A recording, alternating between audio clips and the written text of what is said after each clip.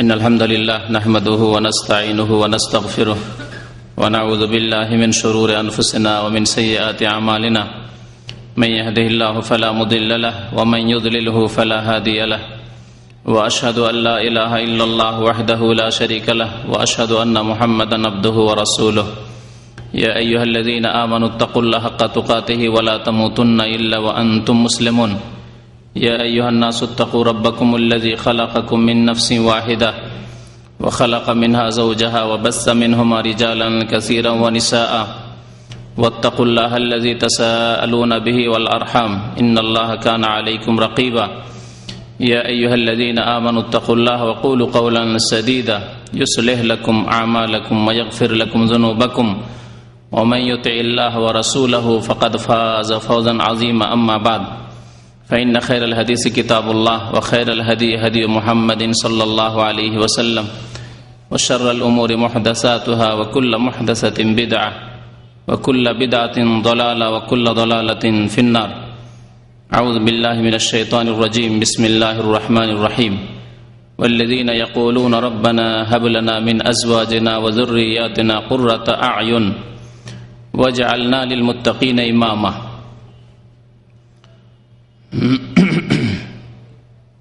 মহান আল্লাহর সমস্ত প্রশংসা যে আল্লাহ পাক রব্বুল আলামিন আমাদেরকে আদম আলাইহিস সালাম থেকে সৃষ্টি করেছেন এবং তাকে সৃষ্টি করার পরে তার স্ত্রী রূপে হাওয়া আলাইহিস সালামকেও সৃষ্টি করেছেন এবং তার মাধ্যমে সারা পৃথিবীতে অসংখ্য মানুষকে আল্লাহ পাক রব্বুল আলামিন ছড়িয়ে দিয়েছেন। দরুদ ও সালাম নাজিল হোক প্রিয় নবী মুহাম্মদুর রাসূলুল্লাহ সাল্লাল্লাহু আলাইহি ওয়াসাল্লামের প্রতি, যিনিও আল্লাহ পাক রব্বুল আলামিনের রাসূল ছিলেন এবং বিবাহ শাদী করেছেন এবং তাকেও আল্লাহ পাক রব্বুল আলামিন সন্তান সন্ততি দান করেছেন এবং আল্লাহ পাক রব্বুল আলামিন তার থেকেও তা নিয়েছেন, অর্থাৎ তার সামনে তার ছেলেদের ইন্তেকাল হয়েছে, মেয়েদেরও ইন্তেকাল হয়েছে। আল্লাহুম্মা সাল্লি আলাইহি আল্লাহুম্মা বারিক আলাইহি। আমার বলার উদ্দেশ্য যে আম্বিয়া কেরামও আল্লাহ পাক রব্বুল আলামিনের যে নীতিমালা রয়েছে বিবাহ শাদীর ক্ষেত্রে এবং সন্তান সন্ততি আল্লাহ পাকের দানের ক্ষেত্রে, এবং তা আল্লাহ পাক রব্বুল আলামিন নির্দিষ্ট সময়ের জন্য মানুষকে দিয়ে থাকেন, আবার তা তাদের চোখের সামনে অর্থাৎ পিতামাতার চোখের সামনে নিয়ে নিতে পারেন অথবা পরে অবশ্যই নেবেন একদিন। এ হচ্ছে আল্লাহ পাক রব্বুল আলামিনের নীতিমালা। আজকের বিষয়বস্তু হচ্ছে বিবাহ শাদী সম্পর্কে। বিবাহ আম্বিয়া কেরাম আলাইহিমুস সালাতু ওয়াস সালাম গণের সুন্নত। আল্লাহ পাক রব্বুল আলামিন তাই সূরা রাদের আয়াত নম্বর 38 ইরশাদ করেছেন, ওয়ালাকাদ আরসালনা মিন ক্বাবলিকা রাসূলান, হে নবী মুহাম্মদ সাল্লাল্লাহু আলাইহি সাল্লাম আপনার পূর্বে অনেক রাসূলকে আমি প্রেরণ করেছি। ওয়াজআলনা লাহুম আজওয়াজাম ওয়া যুররিয়া, এবং তাদের জোড়া সৃষ্টি করেছি, অর্থাৎ তাদের বিবাহ শাদী হয়েছিল, তাদের স্ত্রী ছিল এবং তাদের সন্তান সন্ততিও ছিল। ওয়াজআলনা লাহুম আজওয়াজাম ওয়া যুররিয়া, তাদেরকে আমি তাদের স্ত্রীও দান করেছি এবং তাদেরকে সন্তান সন্ততিও দান করেছি। তো আল্লাহ পাক রব্বুল আলামিন সমস্ত আম্বিয়া কেরাম সম্পর্কে বলছেন যে তাদেরকে নবী করিম সাল্লাল্লাহু আলাইহি সাল্লামের পূর্বে প্রেরণ করেছেন রাসূল নবী করে, এবং তাদের বিবাহ শাদী হয়েছে, তাদের সন্তান সন্ততিও হয়েছে। তাই এই কোরআনের আয়াত দ্বারা স্পষ্ট যে বিবাহ শাদী হচ্ছে আম্বিয়া কেরাম আলাইহিমুস সালাতু ওয়াস সালামের সুন্নত আদর্শ। শুধু প্রিয় নবী সাল্লাল্লাহু আলাইহি সাল্লামের সুন্নত নয়, বরং সমস্ত আম্বিয়া কেরামের সুন্নত। বিবাহ শাদী সম্পর্কে আল্লাহর কাছে দোয়া করা এবং নেক আল্লাহ ভীরু মুত্তাকি স্ত্রীর জন্য দোয়া করা, সৎ সন্তানের জন্য দোয়া করা, এই কথা আল্লাহ পাক রব্বুল আলামিন শিখিয়েছেন। সূরা ফুরকানে মহান আল্লাহ মমিন বান্দাদের, আল্লাহর নেক বান্দাদের, ইবাদুর রহমান যাদেরকে আল্লাহ পাক বলে আখ্যায়িত করেছেন, ওয়া ইবাদুর রহমানিল্লাযীনা ইয়ামশুনা আলাল আরদি হাওনা, রহমানের বান্দা, আল্লাহর সৎ বান্দা, তাদের বেশ কিছু গুণাবলী উল্লেখ করেছেন এখানে। তাদের সেসব গুণাবলীর একটি গুণ হচ্ছে যে ওয়াল্লাযীনা ইয়াকুলুনা, তারা এই দোয়া করে, যারা আল্লাহর নেক বান্দা সৎ লোক, তারা আল্লাহর কাছে দোয়া করে, কি বলে? রব্বানা হাব লানা মিন আজওয়াজিনা, আল্লাহ আমাদেরকে আমাদের বিবি দান করো। মহিলা, নেক মহিলারা দোয়া করে, রব্বানা হাব লানা মিন আজওয়াজিনা, আল্লাহ আমাদেরকে সৎ স্বামী দান করো। ওয়া যুররিয়াতিনা, এবং আমাদেরকে সন্তান সন্ততি দান করো। এমন স্বামী, এমন স্ত্রী, এমন সন্তান সন্ততি, কুররাতা আয়ুন, যাতে আমাদের চক্ষু ঠান্ডা হয়, যাতে আমাদের নয়ন জুড়ায়। রব্বানা হাব লানা মিন আজওয়াজিনা ওয়া যুররিয়াতিনা কুররাতা আয়ুন। তাহলে শুধু আল্লাহ পাক রব্বুল আলামিন স্ত্রী চাইতে বলেননি, শুধু স্বামী চাইতে বলেননি, শুধু সন্তান চাইতে বলেননি, এমন স্ত্রী, এমন স্বামী এবং এমন ছেলে মেয়ে, সন্তান সন্ততি কামনা করতে বলেছেন।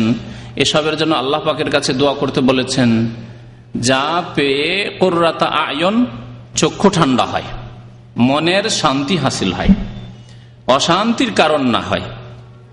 কারণ এসবের মাধ্যমে যেমন অনেক মানুষের শান্তি হয়ে থাকে, ঠিক তেমনি অনেক মানুষের অশান্তি হয়ে থাকে। অনেক লোকই রয়েছে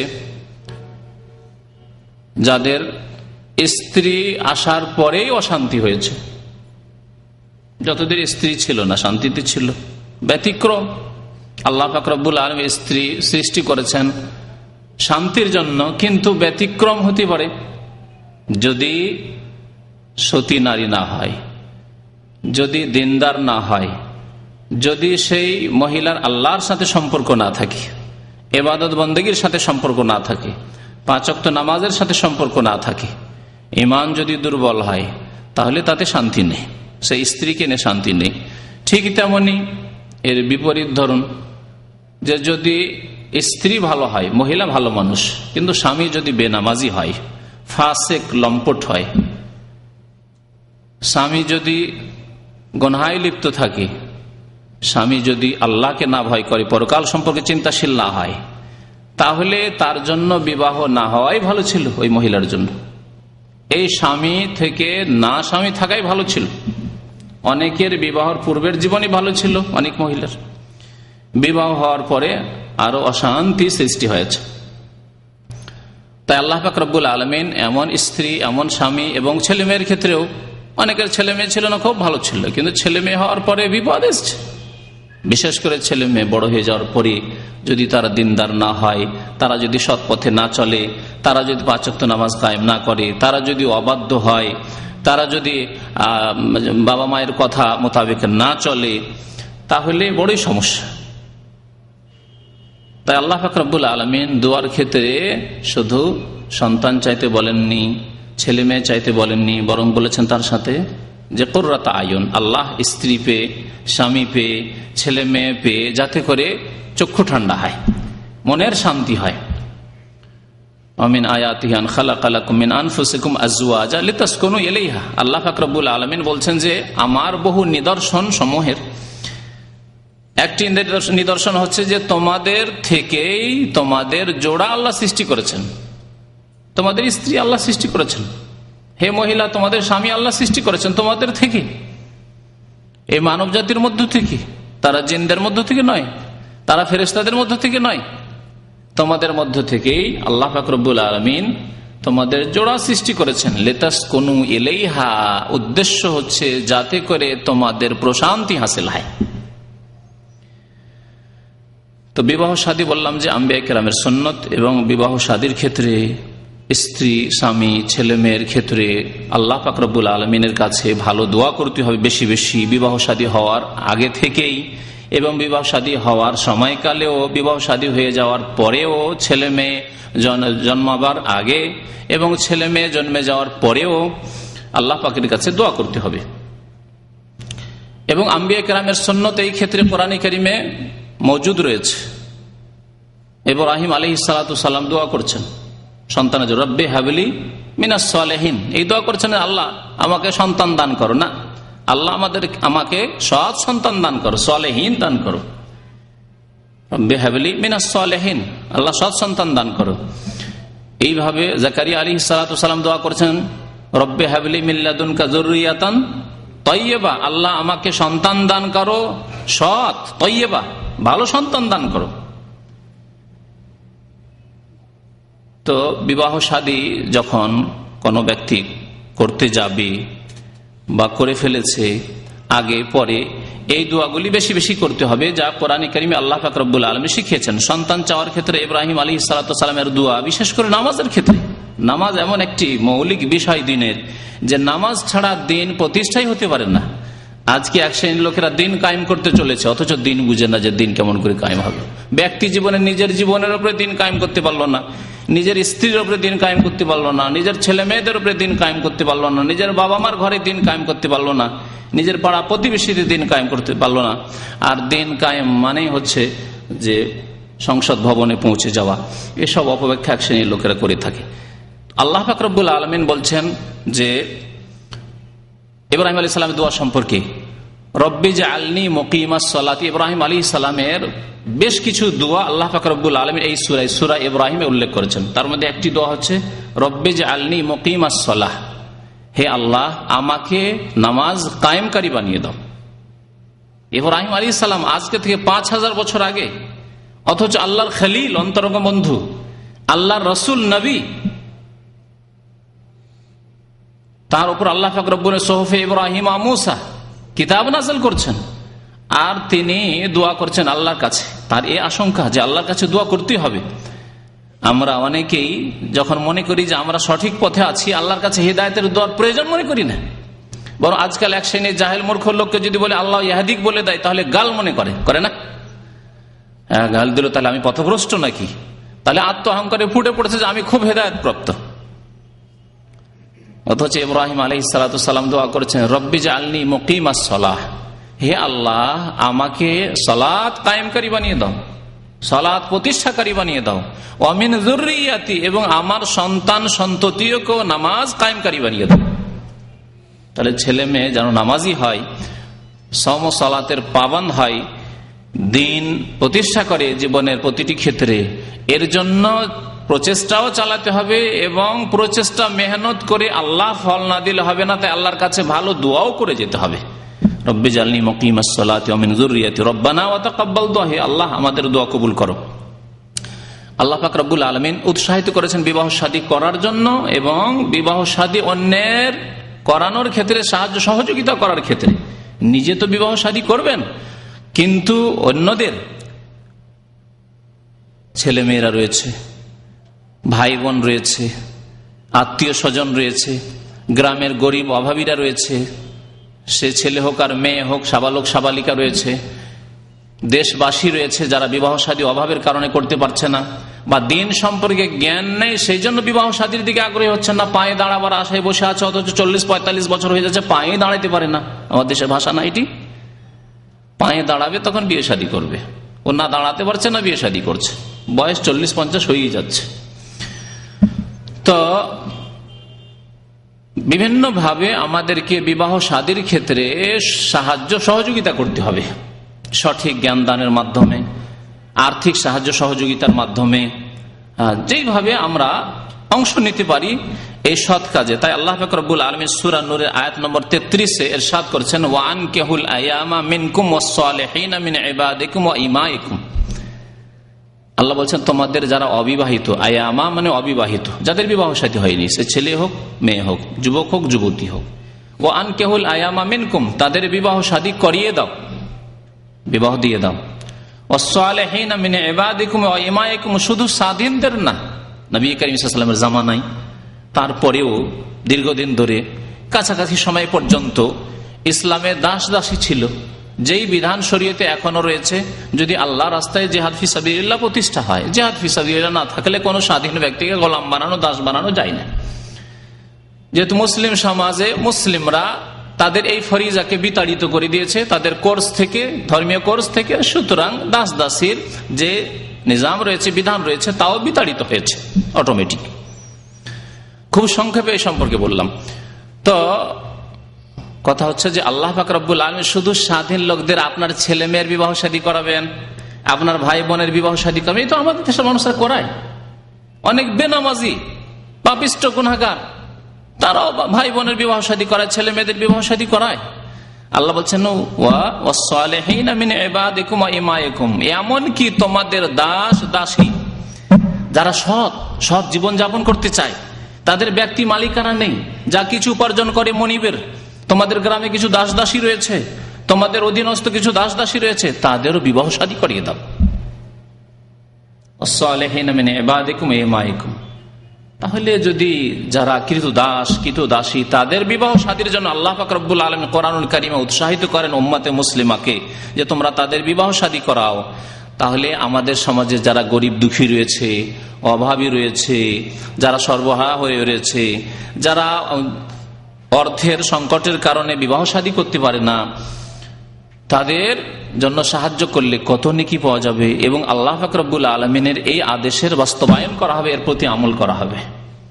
আমরা নিজের সাহায্য সহযোগিতা, সৎ পরামর্শ, আর্থিক দান এসব আমরা সীমিত করে ফেলেছি এই 2-4 জনের মধ্যে, এবং সেই ক্ষেত্রে অনেকেই যাকাত ব্যবহার করতে চেষ্টা করি, যাকাত দিয়ে কাজ সারতে চাই, সব ক্ষেত্রে যাকাত দিয়ে কাজ সারতে চাই। এক ব্যক্তি এখানে পরিবার নিয়ে এসছে, সে ওমরার ভিসায় বা ভিজিটে নিয়ে এসছে, তারপরে 2 বছর হয়ে গেছে, গত সপ্তাহে ফতোয়া জিজ্ঞেস করছে যাকাতকে আমরা কিভাবে আমাদের নিজের গরজে ব্যবহার করে থাকি। অনেক টাকা তাকে এখন ফাইন দিতে হচ্ছে, জরিমানা দিতে হচ্ছে দেশে পাঠানোর জন্য। ফতোয়া জিজ্ঞেস করছে আমার যাকাত আমি কি এই ক্ষেত্রে লাগাতে পারবো? আশ্চর্য হয়ে যাবেন আপনি। নিজে নিয়ে আসলো স্ত্রীকে, নিজে ভোগ করলো, আর সেই ক্ষেত্রে কি ব্যবহার করবে? যাকাত ব্যবহার করবে। আমরাও সীমিত ক্ষেত্রে, বিবাহ শাদীর ক্ষেত্রে যদি ভাই বোনের সাহায্য করি, যদি ছেলে মেয়েদের সাহায্য করি, আত্মীয় স্বজনের সাহায্য করি, গ্রামবাসীর সাহায্য করি, ওই ক্ষেত্রে চিন্তা করি যে যাকাত দিয়ে সারানো যায় কিনা, কাজ সারতে হবে কোন রকম যাকাত দিয়ে। তাহলে অন্য মুসলিম ভাইদের, মুসলিম বোনদের আমরা কি করে সাহায্য করব যদি আমাদের এই অবস্থা হয়? আল্লাহ পাক রব্বুল আলামিন এক কথায় বিবাহ শাদী করার এবং অন্যের করানোর ক্ষেত্রে উৎসাহিত করেছেন, আদেশ প্রদান করেছেন, এবং এর বড় ফজিলত রয়েছে, এর জন্য বড় আল্লাহ পাক রব্বুল আলামিন সওয়াব রেখেছেন।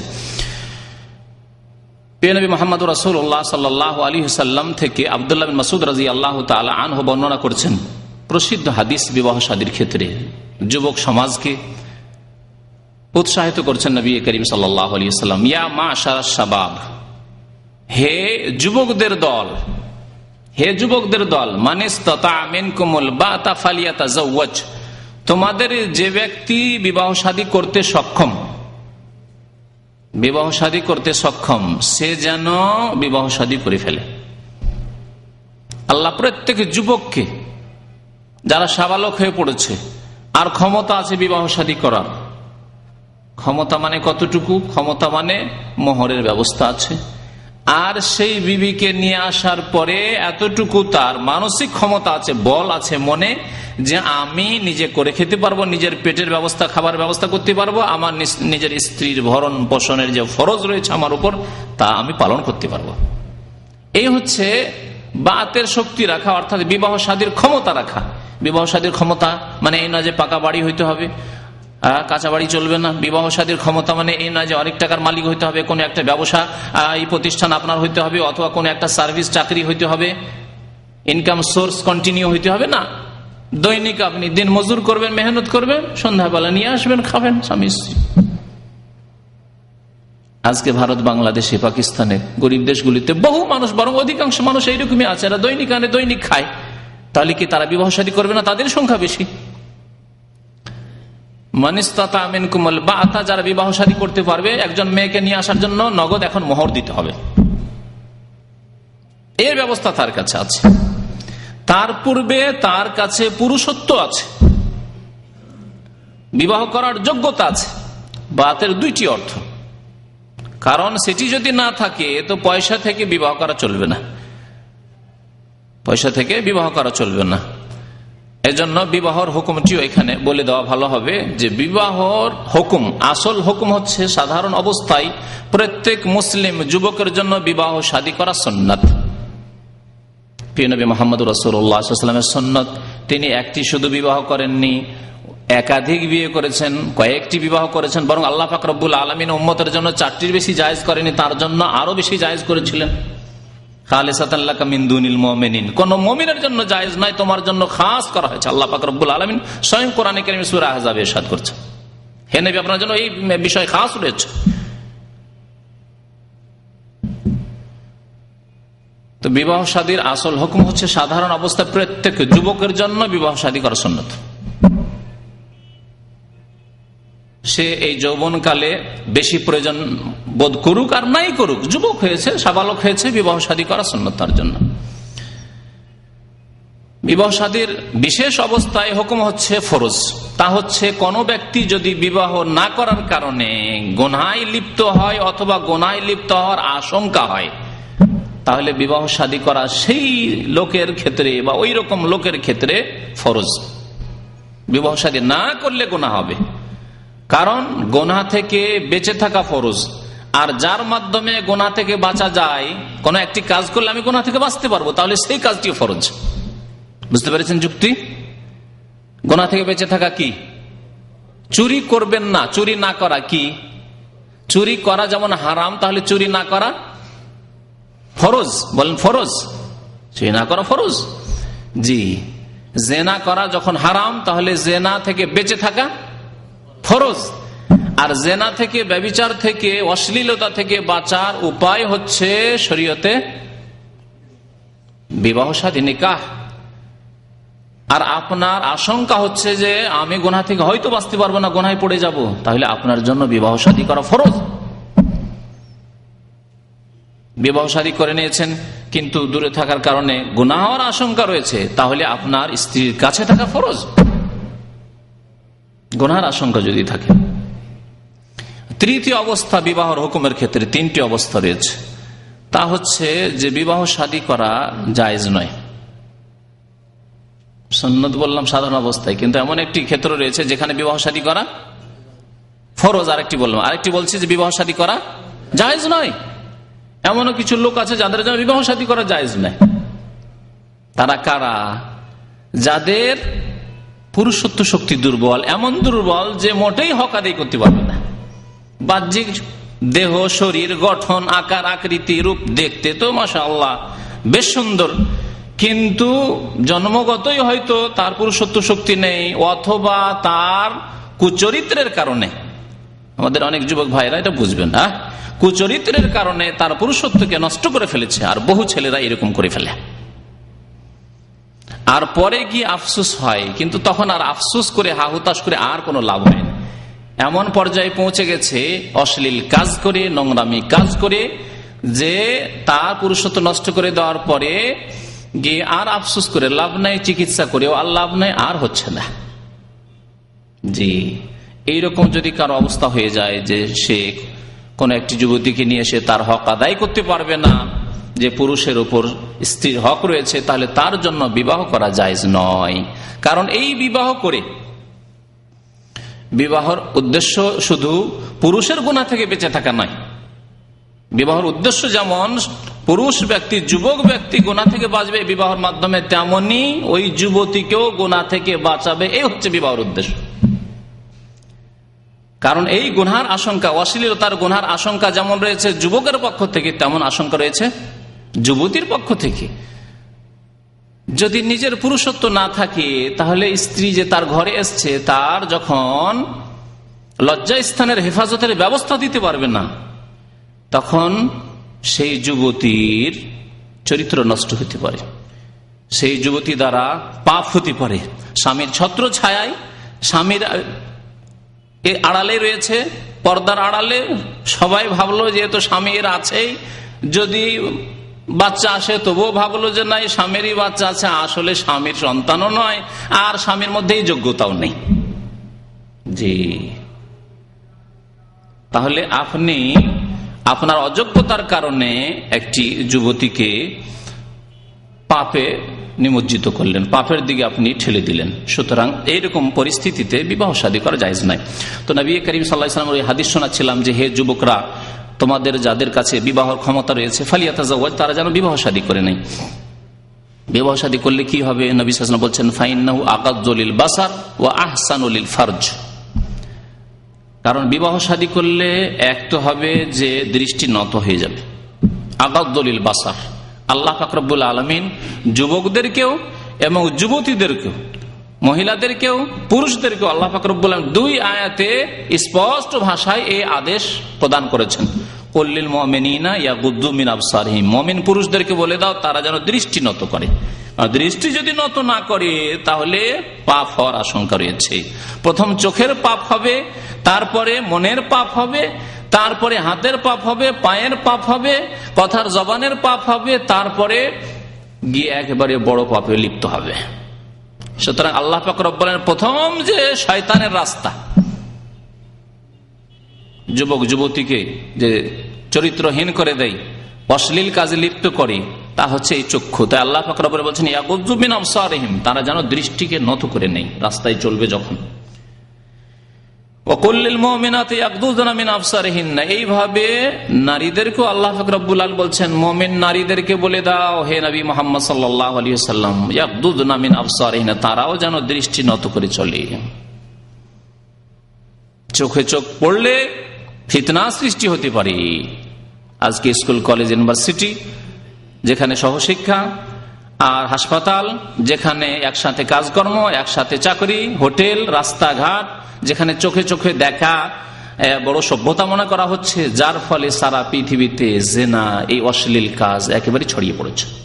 ঘরে ঘরে, সমাজে সমাজে, গ্রামে গ্রামে, প্রত্যেকটি এলাকায় জেনা, ব্যভিচার একেবারে ব্যাপক আকার ধারণ করেছে।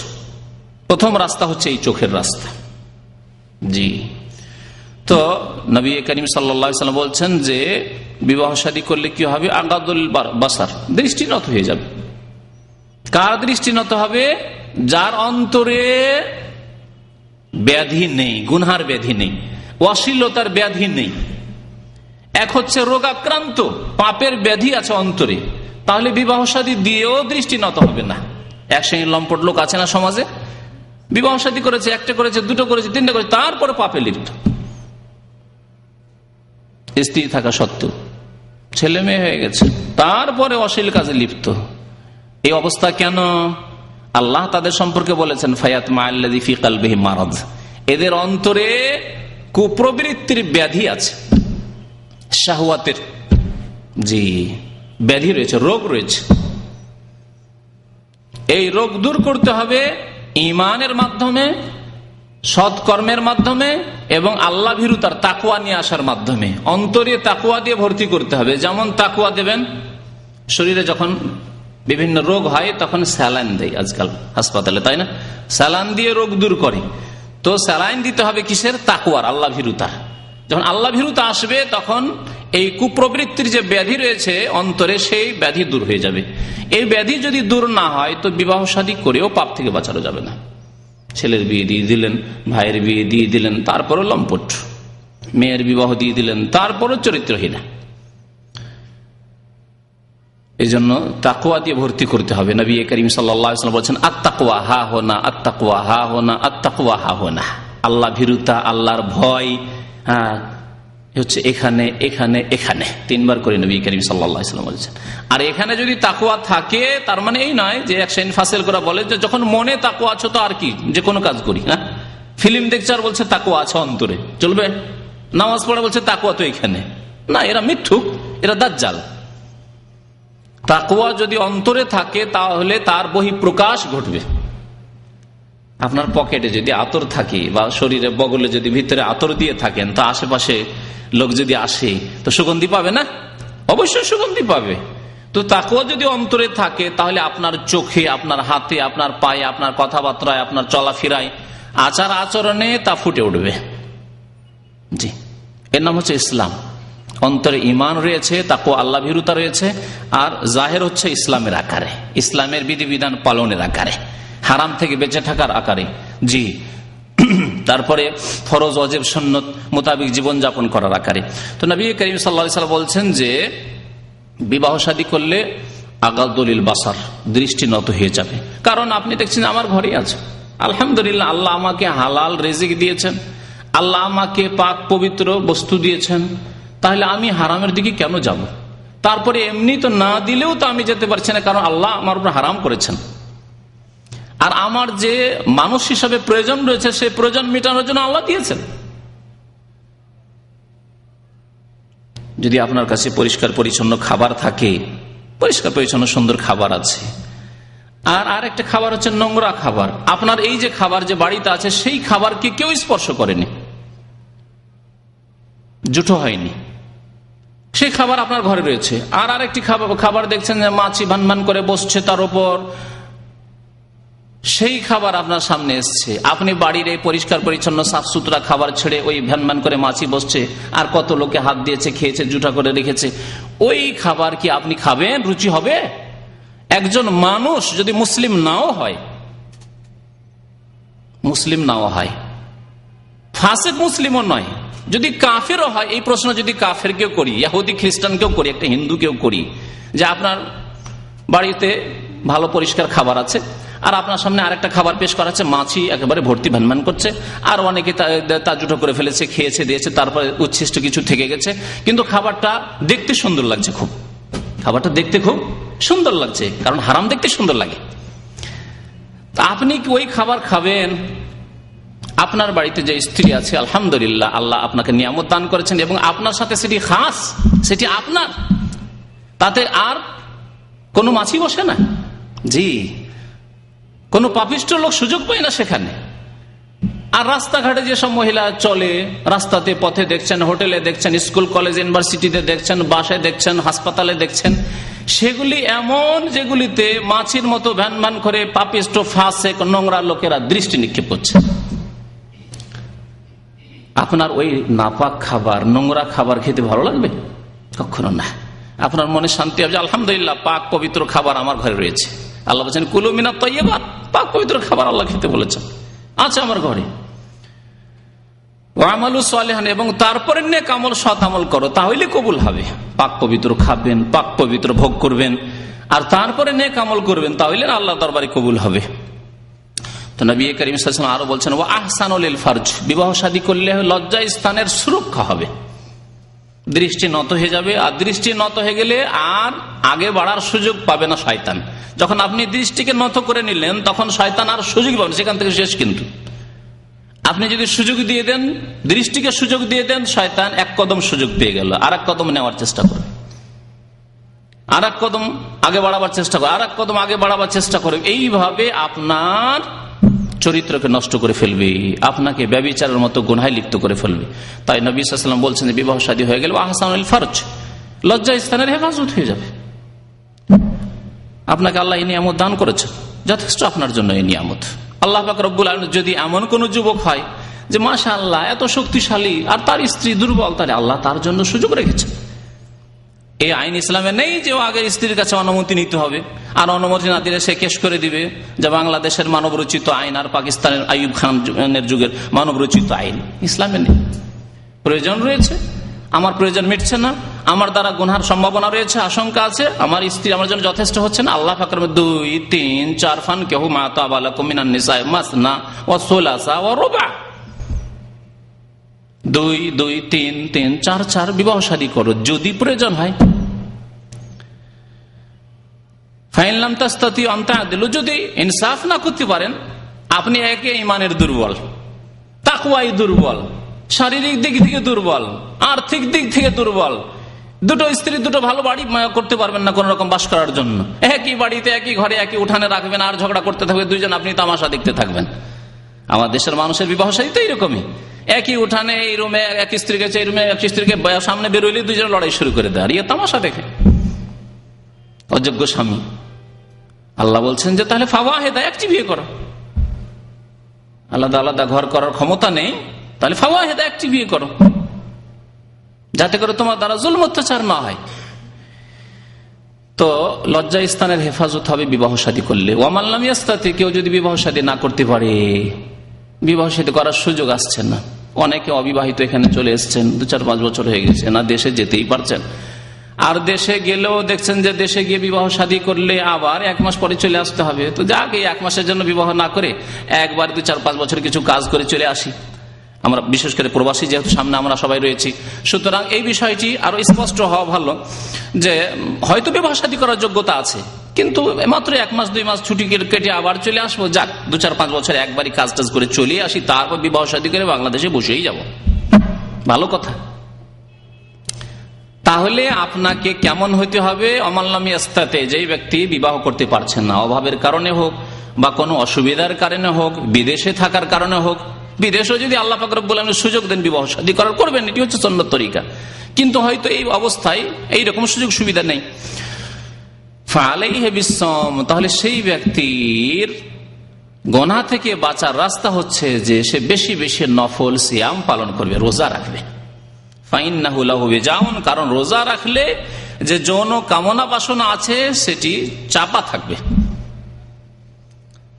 সেটি ঠান্ডা থাকবে, তা আপনাকে বেশি বিরক্ত করবে না, তা আপনাকে বেশি পরেশান করবে না, যা আপনার অশান্তির কারণ হতে পারে না, আপনাকে পাপে লিপ্ত হইতে পারে, এইরকম সম্ভাবনা কমে আসবে। প্রথম কথা, সিয়াম রোজা হচ্ছে ইবাদত। আপনি যখন বেশি বেশি নফল রোজা রাখবেন, সোমবার রোজা রাখছেন, বৃহস্পতিবার রোজা রাখছেন, তখন আপনি ইবাদতে আছেন। আপনি চিন্তা করছেন আমি সপ্তাহে 2 দিন রোজা রাখি, আর আমার দ্বারা এরকম গুনাহ, অশ্লীল ছবি দেখব, আমি একটা মহিলার দিকে তাকাবো, এই রকমের ঈমান আপনার তৈরি হবে, তাকওয়া আল্লাহ ভীরুতা সৃষ্টি হবে। এক, যে আপনি ইবাদতে থাকছেন, ঘন ঘন ইবাদত বন্দি থাকছেন এই রোজার ইবাদতে। 2 নম্বর কথা, রোজা রাখার মাধ্যমে শারীরিক দিক থেকে আল্লাহ পাক রব্বুল আলামিন এমন আপনার মধ্যে যোগ্যতা সৃষ্টি করে দেবেন যে আপনার দ্বারা গুনাহের সম্ভাবনা কমে যাবে, আপনার যে যৌন চাহিদা আছে সেটি ঠান্ডা থাকবে। ফাইন্নাহু লাহু বিজাউন, বুখারী মুসলিম শরীফের হাদিস। তো এইভাবে নবী সাল্লাল্লাহু আলাইহি ওয়াসাল্লাম বিবাহ শাদীর জন্য যুবকদেরকে উৎসাহিত করেছেন। সুতরাং যত তাড়াতাড়ি সম্ভব বিবাহ শাদী করে নিতে হয়। আমাদের সমাজে কুসংস্কার রয়েছে, বড় ভাই বিয়ে করে না, দুবাই আছে, ইউরোপ আছে, আমেরিকা আছে, না ও আসছে না বিয়ে করছে, না ও ছোট ভাই বিয়ে করতে পারবে। আর যদি বলে বিয়ের কথা ছোট ভাই, তাহলে বড়ই বেয়াদব। কত বড় বেয়াদব রে, ওর বড় ভাই বিয়ে করেনি, ওর মেজো ভাই বিয়ে করেনি, উনি ছোট বিয়ে করবে, বড় বেয়াদব তো মানে সেজে যাবে দেশে। না, এগুলি জাহেল বাবা মা, মূর্খ মাতা পিতা। যেই ব্যক্তি গুনাহ থেকে বাঁচতে চায় এবং তার মধ্যে যোগ্যতা আছে, যেমন বলা হইল বিবাহ শাদীর যোগ্যতা রয়েছে, সে বিবাহ শাদী করবে, ছোট হোক আর বড় হোক। তারপরে আমাদের দেশে কুসংস্কার আছে, বোন সাবালিকা হয়েছে, বোনের বিয়ে হয়নি, কি করে বিয়ে করবে? বড় আয়ের দোষের কথা যে বোনকে রেখে বিয়ে করবে। আরে তার গুনাহ থেকে বেঁচে থাকতে হবে, তার এই বিবাহ শাদীর বোনের সাথে কি সম্পর্ক? কুসংস্কার, এগুলি ইসলাম বিরোধী কথা। আলোচনা 1 ঘন্টাই করব, কারণ আজকে বিবাহ শাদী সম্পর্কে আলোচনা সম্পূর্ণ হবে না, সেই জন্য আগামী সপ্তাহে বা তার পরের সপ্তাহে ইনশাআল্লাহ তাআলা আলোচনা করব। আগামী সপ্তাহে আবার চলে আসছে আপনার রবিউল আউয়াল মাসের ঘনিয়ে চলে আসছে মিলাদুন্নবী, ঈদে মিলাদুন্নবী বাংলাদেশে হবে। তাহলে এই ঈদ সম্পর্কেও কিছু বলার প্রয়োজন রয়েছে। সুতরাং আগামী সপ্তাহে এই ঈদে মিলাদুন্নবী সম্পর্কে আলোচনা হবে, আর তারপরের সপ্তাহে ইনশাআল্লাহ এই বিষয়টিকে কমপ্লিট করব। তবে আরো 2-4টি কথা বলি। আপনি যখন বিবাহ শাদী করতে যাবেন একজন যুবক হিসাবে, তখন আপনার স্ত্রী আপনাকে নির্বাচন করতে হবে। এই নির্বাচন পরামর্শ অবশ্যই নেবেন, কিন্তু আপনার এই ক্ষেত্রে ইখতিয়ার কেমন হবে, এই ক্ষেত্রে আপনাকে নবী করিম সাল্লাল্লাহু আলাইহি সাল্লাম কি বলেছেন তা আপনার জেনে রাখা উচিত। নবী করিম সাল্লাল্লাহু আলাইহি সাল্লাম ইরশাদ করেছেন, তুনকাহুল মারআতু লিআরবা, নারীদেরকে বিয়ে করা হয় 4টি গুণ দেখে। আমাদের দেশের এক শ্রেণীর বক্তারা এই হাদিসের অনুবাদ করে বলে, তোমরা বিয়ে করো 4টি গুণ দেখে। কোথায় আছে বিয়ে করো? বিয়ে করোর সেগা হচ্ছে বা আরবি হচ্ছে ইনকাহু, বিবাহ করো, বা তাজাওয়াজু, এই কথা বলেছেন নবী সাল্লাল্লাহু আলাইহি ওয়াসাল্লাম। তুনকাহু, বিবাহ করা হয়ে থাকে, মাজহুলের সেগা, বিবাহ শাদী হয়ে থাকে। আল মারআতু, নারীদের সাথে মহিলাদেরকে বিবাহ করে থাকে মানুষ, তাহলে মানুষের অভ্যাসের কথা বলা হয়েছে এই হাদিস। লে আরবাইন, 4টি গুণ দেখে মানুষ বিয়ে করে সাধারণত। আর যদি 4টি আপনি একসাথে পেয়ে যান তো ভালো কথা, এতে দোষ নেই। কিন্তু 4টির জন্য এত বেশি ছোটা যে ছুটতে ছুটতে অনেক খোঁজাখুঁজি করলেন, পাচ্ছেন না 4টি মিলিয়ে।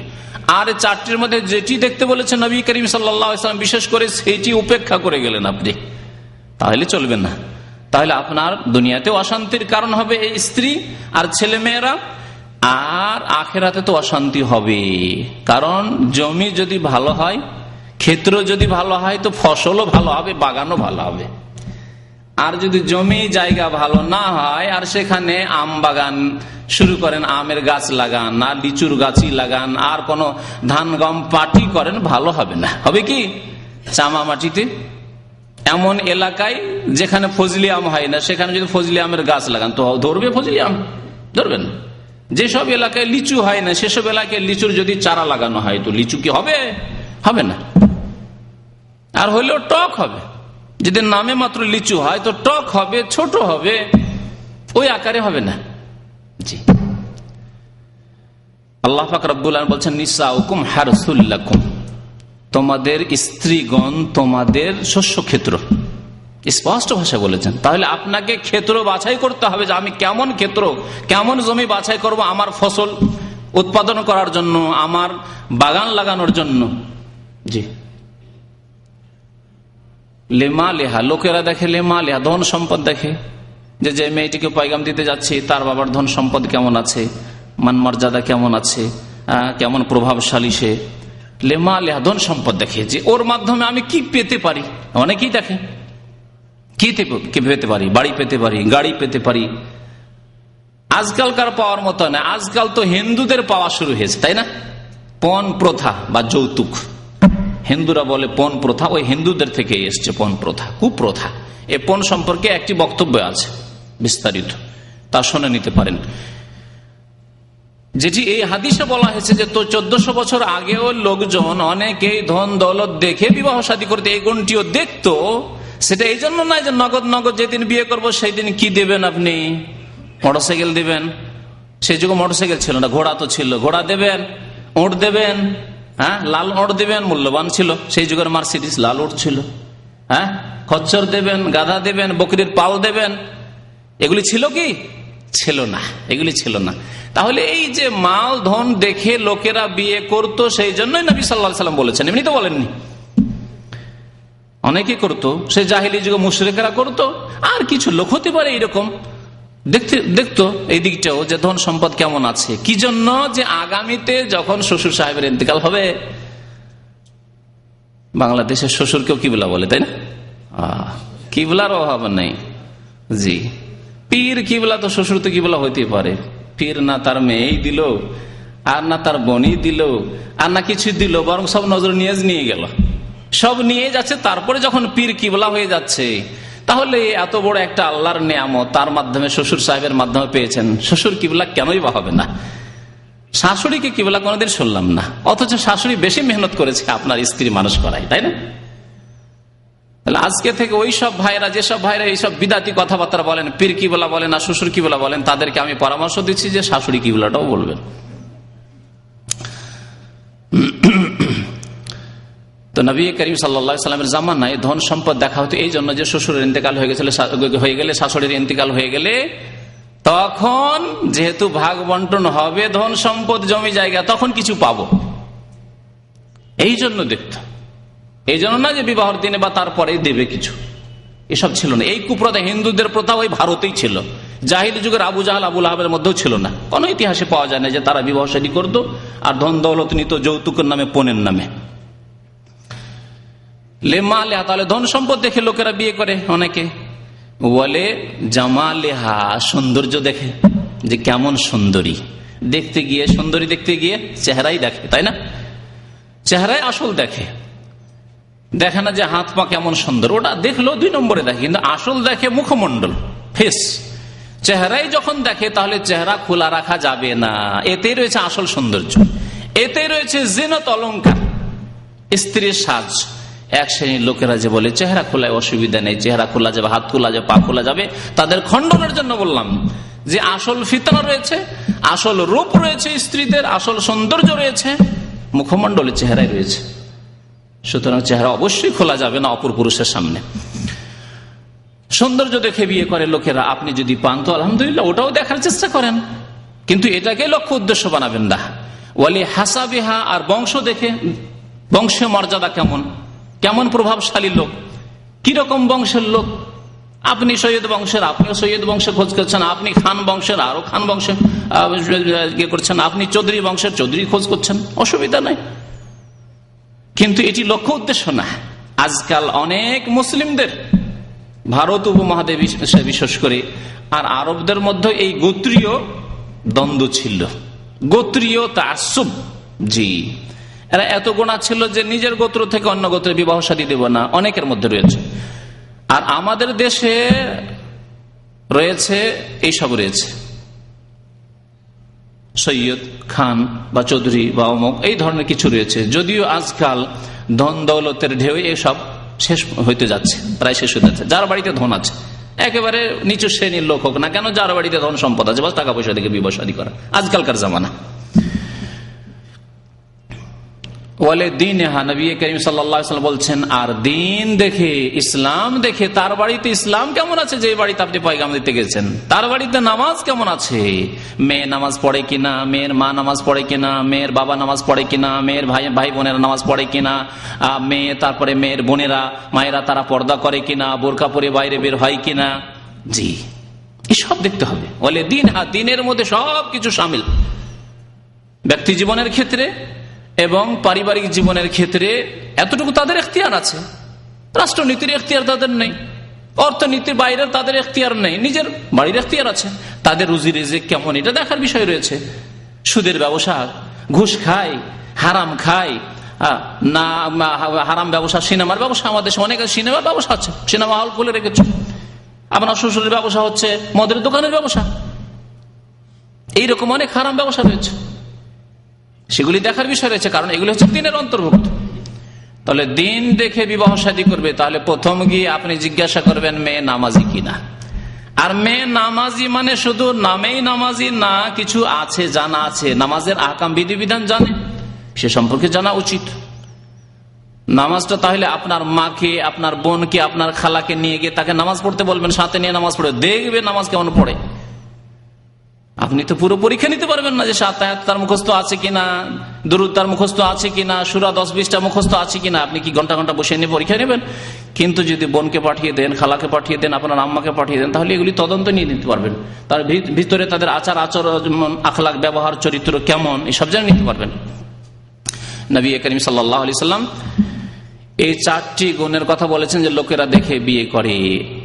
তিনি কি বলেছেন সাল্লাল্লাহু আলাইহি ওয়াসাল্লাম, ফাজফার বিজাতিদ দ্বীন তারিবাত ইয়াদাক, তুমি দিনদার রমণীকে বিয়ে করে সফল কাম হয়ে যাও, কামিয়াব হয়ে যাও। তুমি গরিবের মেয়ে, অভাবীর মেয়ে, দিন মজুর করে খায় তার মেয়ে, কিন্তু জাতুদ্দিন, দিনদার নারী, দিনদার যুবতী, তাকে বিয়ে করে ফাজফার, তুমি কামিয়াব হয়ে যাও। নবী করিম সাল্লাল্লাহু আলাইহি ওয়াসাল্লাম বলছেন যে তুমি এতে কামিয়াব। তাহলে এটি নবী সাল্লাল্লাহু আলাইহি ওয়াসাল্লামের পক্ষ থেকে ভবিষ্যৎবাণী অবশ্যই, যে আপনি যখন নিজের টার্গেট, লক্ষ্য, উদ্দেশ্য বানাবেন যে আমি দিনদারি দেখে 1 নম্বরে বিয়ে করবো, অন্য কিছু পাই আর না পাই, সুন্দরী পেলাম না, কালোই পেলাম, লম্বা পেলাম না, বেটেই পেলাম, জি, পয়সাওয়ালা ঘরে বিয়ে করতে পারলাম না, গরিব ঘরেই বিয়ে করলাম, ও সব কিছুই দেখার নাই। ফাজফার বিজাতিদ দ্বীন, দিনদার মেয়েকে পেয়ে তুমি কামিয়াব হয়ে যাও। তারিবাত ইয়াদাক, আর তুমি যদি এইরকম না করো, এই অংশটুকুর অর্থ ভাষ্যকারগণ বলেছেন, তুমি যদি এরকম না করো, মানে দিনকে প্রাধান্য না দাও, তাহলে তোমার 2 হাত ধ্বংস হোক, মানে তোমার সর্বনাশ। নবী সাল্লাল্লাহু আলাইহি ওয়াসাল্লামের পক্ষ থেকে এটিকে দোয়াও ধরে নেওয়া যেতে পারে। আবার কেউ কেউ বলেছেন না, এটি দোয়া নয়, বরং আরো প্রায়ভাবে বলতেন, যদি এরকম না করো তাহলে জানতে হবে যে তোমার ভবিষ্যৎ খারাপ রয়েছে। তুমি দিন দেখলে না, বাকি সব কিছুই দেখলে, তাহলে ওই মেয়েকে নিয়ে শান্তি পাবেন। ওই মেয়েকে বলবেন পর্দা করো, বলছে পর্দা আবার কি জিনিস? আজকালকার জামানায় 2008 সালেও পর্দা করতে থাকবে তুমি নাকি? আপনাকে শিখাবে যে ইউরোপিয়ান আমেরিকান হইতে হবে এখন। জি, তার মামাতো ভাই, খালাতো ভাই এসছে, তাদের সাথে গল্প করবে। আপনি যদি বলে, কার সাথে আবার গল্প করে? আরে আমার মামাতো ভাই, খালাতো ভাই, তুমি আর ব্যক্তি স্বাধীনতায়, গণতান্ত্রিক দেশ বাংলাদেশ, এই দেশ তুমি ব্যক্তি স্বাধীনতায় বাধা দেবে? তুমি, আপনাকে এমন ধমক দেবে যে তোমাকে কোর্টে পৌঁছিয়ে ছাড়বো, তুমি আমার ব্যক্তি স্বাধীনতায় বাধা দাও, আমি কথা বলতে পাবো না, তোমার সাথে আমি নিজেকে একবারে সীমিত করে ফেলেছি। এইসব বক্তব্য রাখবে। জি, আর তোমরাই তো এই মুসলিমদেরকে পিছিয়ে দিলে বলবে দেখো তো আমাদের প্রধানমন্ত্রীকে, দুই প্রধানমন্ত্রীকে, তারা যদি তোমার মতো তুমি যে এরকম বলছো বোরকা পরে ঘরে বসে থাকতো তাহলে প্রধানমন্ত্রী হতে পারতো, আমিও প্রধানমন্ত্রী হব তোমার স্ত্রী। হ্যাঁ, এসব পরামর্শ দেবে আপনাকে, হেদায়েত করবে আপনাকে গুমরাহের দিকে। জি, ইন্নামা ইয়াদউ হিজবাহু লিয়াকুন মিন আসহাবিস সাইর, জাহান্নামের দিকে আহ্বান করবে। দিনদার যদি বিয়ে না করেন, আর দিনদার যদি বিয়ে না করেন, আর দিনে 3 বারের 2 বারও যদি খেতে দিতে পারেন, কখনো যদি পেট ভরে খেতে নাও দিতে পারেন, বিদেশ থেকে যাচ্ছেন ভালো কাপড় চোপড় কিছু নাও নিয়ে যেতে পারেন, কিছু গয়না অলংকার নিতেই পারলেন না, কিছুই বলবেন না, বলবেন আলহামদুলিল্লাহ আমি স্বামীকে পেয়েছি, যথেষ্ট।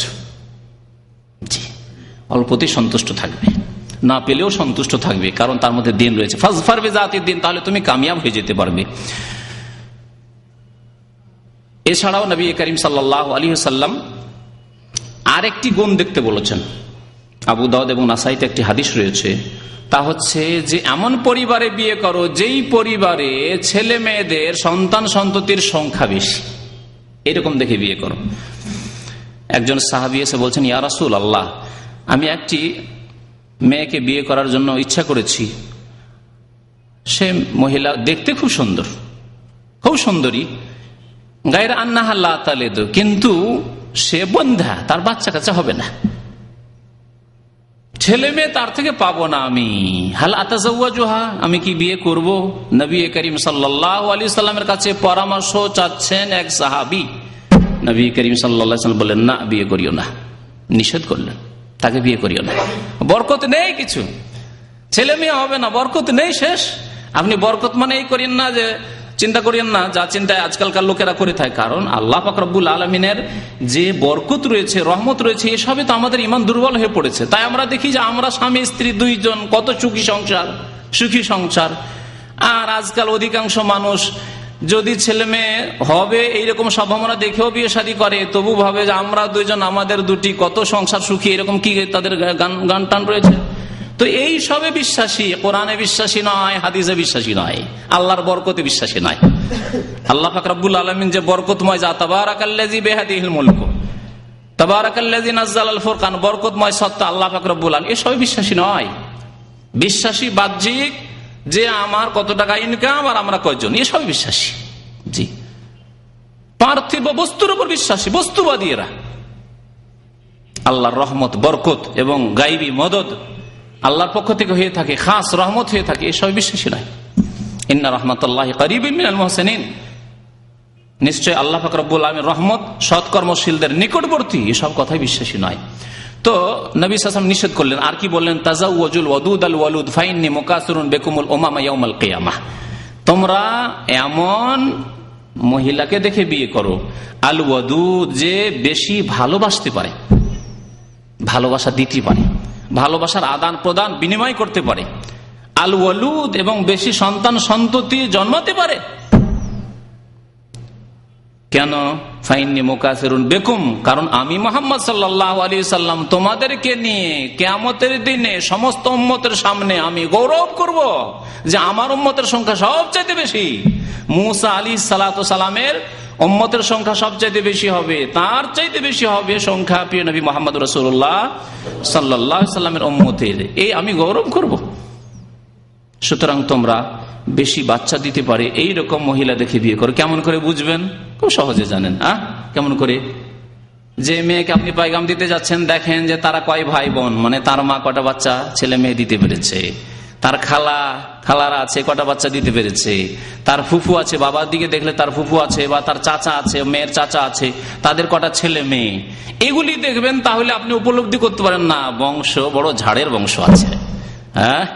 বংশ আছে, জবরদস্ত বংশ আছে, বাচ্চা দিতে পারে। যদি দেখেন যে যেই মেয়েকে বিয়ে করছেন তারা 2 ভাই বোন, 1 ভাই 1 বোন, ওর চাচার একটা ছেলে একটা মেয়ে, ওর ফুফুর দেখছেন যে একটা ছেলে, ওর খালার দেখছেন একটি মেয়ে, এইরকম পরিবার বিয়ে করবেন। বংশে দেখছেন 2-4টা বাঁঝা, এরকম দেখে বিয়ে করবেন না। নবী করিম সাল্লাল্লাহু আলাইহি সাল্লামের আদেশ মোতাবেক আপনি সুন্নতের উপর আমল করলেন না। সুন্নত তরিকা হচ্ছে যে আপনি বেশি বেশি ছেলে মেয়ে পৃথিবীতে আসুক এবং তারা নামাজি হোক, আল্লাহর ইবাদত বন্দেগী করুক, নেক বান্দার নেক সন্তানের সংখ্যা বাড়ুক, যাতে আল্লাহর জমিনে সৎ লোক দিয়ে আবাদ হয়, কাফেরদের সংখ্যা কমে যায়, ফাসিক বেনামাজের সংখ্যা কমে যায়, আর নেক লোকদের সংখ্যা বাড়ুক। এই নিয়ত আপনাকে রাখতে হবে। রব্বানা হাব লানা মিন আজওয়াজিনা ওয়া যুররিয়াতিনা কুররাতা আয়ুনিন ওয়াজআলনা লিল মুত্তাকিনা ইমামা। আল্লাহ আমাদেরকে হাবলানা মিন আজওয়াজিনা, আমাদেরকে এমন বিবি দান করো, এমন স্বামী দান করো। রব্বানা হাবলানা মিন আজওয়াজিনা ওয়া যুররিয়াতিনা, এবং এমন সন্তান সন্ততি দান করো কুররাতা আয়ুন, যাতে আমাদের চক্ষু ঠান্ডা হয়। ওয়াজআলনা লিল মুত্তাকিনা ইমামা, এবং আমাদেরকে সৎ কর্মশীল আল্লাহ ভীরু মুত্তাকিদের নেতৃত্ব দান করো। মুত্তাকিদের আমাদের ইমাম বানিয়ে দাও। এর অর্থ কি?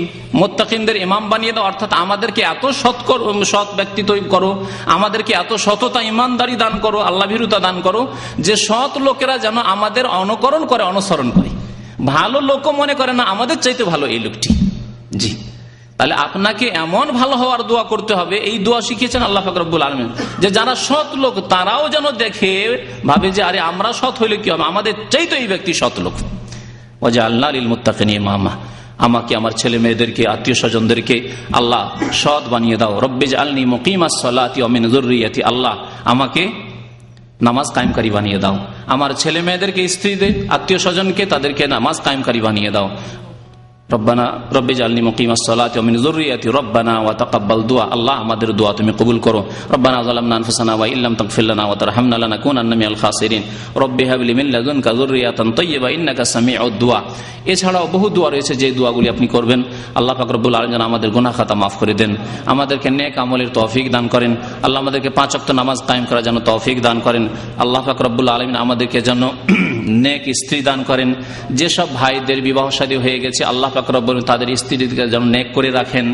তারা যদি নেক থাকে তাদের সতীত্ব আরো বাড়িয়ে দেন, তাদের তাকওয়া পরেশগারি যেন আরো বাড়িয়ে দেন। আর তাদের মধ্যে যদি ত্রুটি থাকে আল্লাহ তাদের ত্রুটিগুলিকে দূর করে দাও, তাদের দুর্বলতাকে দূর করে দাও, তাদেরকে আরো সৎ হওয়ার, সতী হওয়ার তৌফিক যেন দান করো। আর যেসব ভাইরা এখনো বিবাহ শাদী করেনি আল্লাহ পাক রব্বুল আলামিন, আল্লাহ তুমি তাদের বরকত দান করো এবং তাদেরকে সতী স্ত্রী দান করো, নামাজ কায়েমকারী স্ত্রী দান করো, সৎ সন্তান সন্ততি তাদেরকে দান করো এবং তাদেরকে বরকত দান করো। আমিন ইয়া রাব্বাল আলামিন। ওয়া সাল্লাল্লাহু আলা নবিয়িনা মুহাম্মদ ওয়া আলা আলিহি ওয়া সাহবিহি আজমাইন।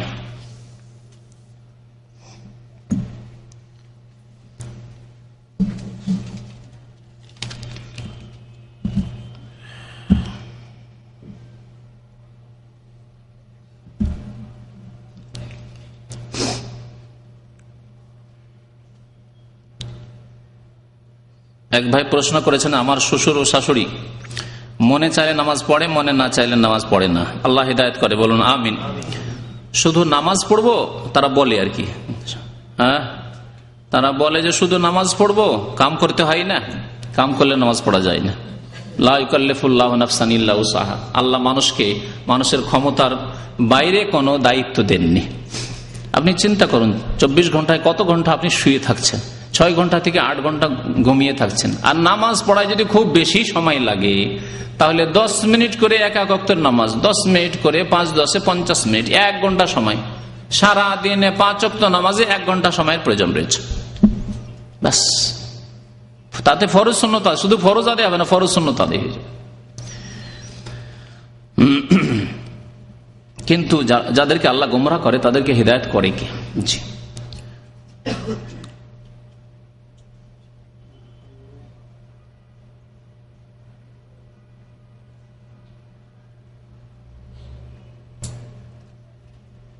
কি আর জিজ্ঞেস করেছেন? একটু লম্বা পড়ে দেন তো, একটু ভর্তি করে দিয়েছেন লিখে।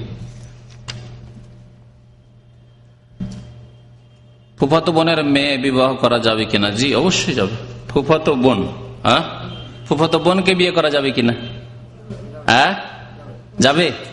তো ফুফাতো বোনকে যদি বিয়ে করা যেত, তার মেয়ে আর একটু দূরে হইল না, তাহলে আবার এই ক্ষেত্রে সন্দেহ কিসের আছে?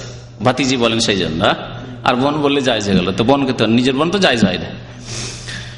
তো ফুফাতো বোন, খালাতো বোন যখন জায়েজ তখন তাদের ছেলে মেয়ে জায়েজ, জায়েজ না, হ্যাঁ তাদের ছেলে মেয়েও জায়েজ।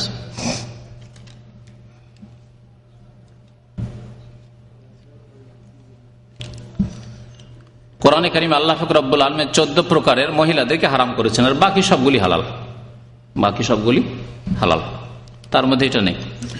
হ্যাঁ,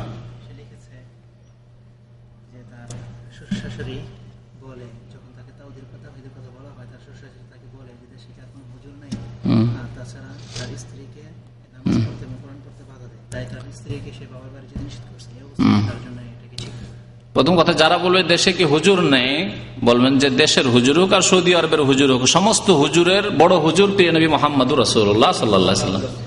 তার আনুগত্য ছাড়া, তার অনুসরণ ছাড়া মুক্তির কোনো পথ নেই, আর কোনো তরিকা নেই।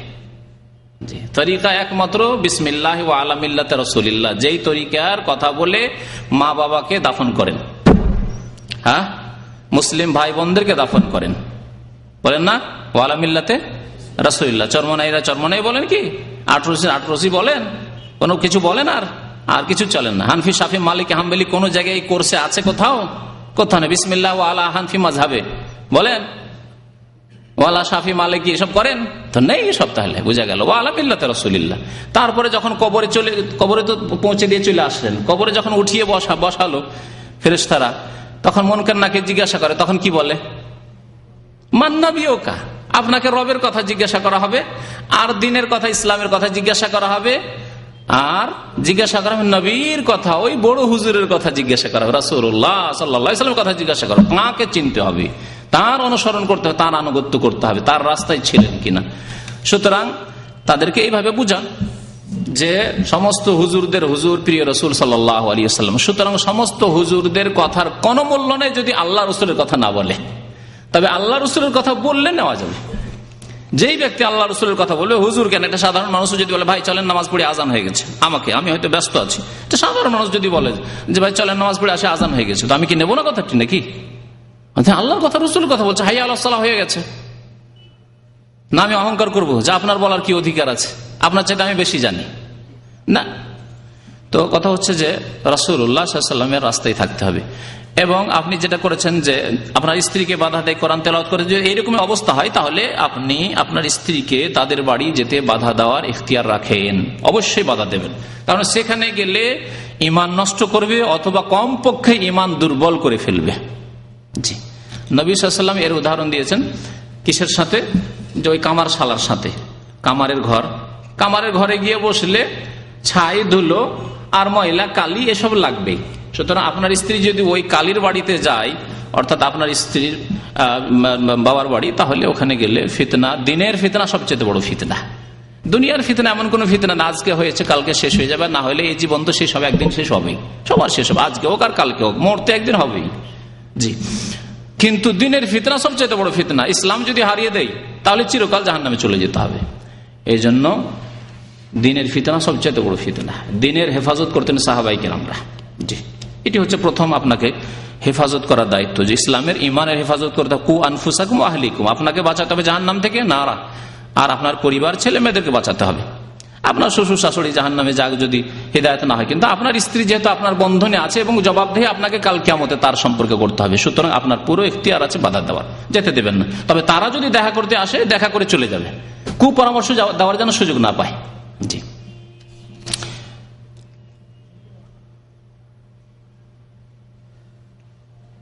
এক ভাই জিজ্ঞাসা করেছেন যে আমাদের দেশে 20 রাকাত তারাবি পড়ে 20 মিনিটে। তা সত্যি, আমার 12 বছর বয়সে এক বুড়ো 60 বছর 65 বছরের ইমামের পিছনে 20 রাকাত নামাজ 20 মিনিট লাগাইনি, পড়েছিলাম খালার বাড়ি বেড়াতে গিয়ে পড়েছিলাম, ওই একবার পড়েছিলাম 20 রাকাত ওই দেশি নামাজ। তো সুবহানাল্লাহ, এই নামাজ হবে না। নবী করিম সাল্লাল্লাহু আলাইহি ওয়াসাল্লাম বুখারী হাদিসে বলেছেন যে ওই ব্যক্তি যে তাড়াহুড়া করে নামাজ পড়েছিল, ইরজি ফাসাল্লি ফাইন্নাকা লাম তুসাল্লি, 3 বার করে বলেছিলেন যাও ফিরে যাও, পুনরায় নামাজ পড়ো, তুমি নামাজ পড়োইনি, নামাজ হয়নি। সুতরাং এইরকম তাড়াহুড়া নামাজ হবে না, এইরকম ইমামের পিছনে নামাজ পড়বেন না। প্রথম কথা, তারাবিতে জামাতি নেই, আপনি ঘরে নামাজ পড়েন। এইরকম বিদাতি ইমামের পিছনে কেন আপনি নফল নামাজ পড়ে নফল নষ্ট করতে যাবেন? আপনি নিজের বাড়িতে ছেলে মেয়ে স্ত্রীকে নিয়ে নামাজ পড়েন। ফরজ নামাজের ক্ষেত্রে যদি ধীর স্থিরতা এতটুকু থাকে যে 3 বার কমপক্ষে তাসবিহ করতে পারছেন, সূরা ফাতিহা পড়তে পারছেন, আত্তাহিয়াত আর দরুদ পড়তে পারছেন, তাহলে এইরকম ইমামের পেছনে নামাজ ফরজ পড়তে পারেন। বাকি আপনার তারাবি এই জামাতে অবশ্যই পড়বেন না, কারণ তারাবি জামাতে পড়া নবী সাল্লাল্লাহু আলাইহি ওয়াসাল্লামের জামানার এমন কোন সুন্নত নেই, পরে সাহাবায়ে কেরামরা শুরু করেছেন। নবী সাল্লাল্লাহু আলাইহি সাল্লাম জি নবী সাল্লাল্লাহু আলাইহি সাল্লাম প্রতিদিন তারাবি পড়েননি, জি জামাত করে ঘরে পড়েছেন। জি হয়ে গেছে। সাল্লাল্লাহু আলা নবিয়িনা মুহাম্মদ ওয়া আলা আলিহি ওয়া সাহবিহি আজমাইন। আচ্ছা, একটা প্রশ্ন, দল বারাদানের সদস্য দেখিয়া বিয়ে করলো, কিন্তু এটা বিপদে হয়ে গেছে, বাচ্চা হয় না। হ্যাঁ, দ্বিতীয় বিয়ে করবে যদি স্ত্রীর ত্রুটি থাকে, দোষ থাকে স্ত্রীর পক্ষ থেকে যে সে বন্দা, তাহলে স্বামী বিয়ে করবে। দ্বিতীয় দুটো দোষ আছে, তাহলে আল্লাহর তকদির উপর রাজি থাকেন। নবী করিম সাল্লাল্লাহু আলাইহি ওয়াসাল্লামকে আল্লাহ ছেলে দিয়েছেন, আবার নিয়ে নিয়েছেন 2 বছর 2.5 বছর 1 বছরের ছেলে নিয়ে নিয়েছেন, দেননি। তাহলে আমাদের জন্য এই সুন্নত রয়েছে, ওটাও তো সুন্নত, মেনে নিতে হবে। জি।